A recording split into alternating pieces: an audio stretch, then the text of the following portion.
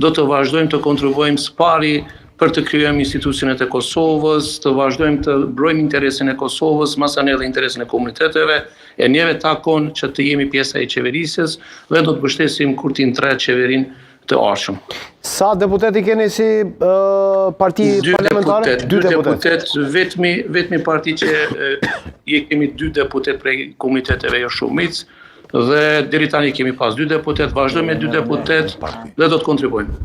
A ka ndonjë kusht të veçantë që ju t'jeni pjesë e qeverisë së ardhshme, zoti Damka? Jo, nuk e kemi pas kusht veçantë, veç do të vazhdojmë të jemi pjesa e qeverisjes dhe të vazhdojmë të kontribuojmë për Kosovën dhe për interesat e Kosovës. Tani parashtrohet pyetja hipotetike. Çka nëse zoti Kurti nuk arrin të bëjë numrat e nevojshëm për ta bërë qeverinë?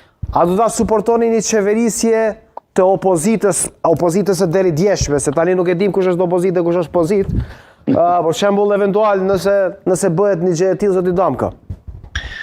Nuk e dim për të ardhmen çka mund të ketë, por unë nuk shoh që opozita mund të krijojë një qeveri stabile, sepse ju e dini janë 4 partijat të mëdha ose 4 partijat e shqiptarëve dhe 10 partitë e komuniteteve, bojnë 14 partia në një qeveri.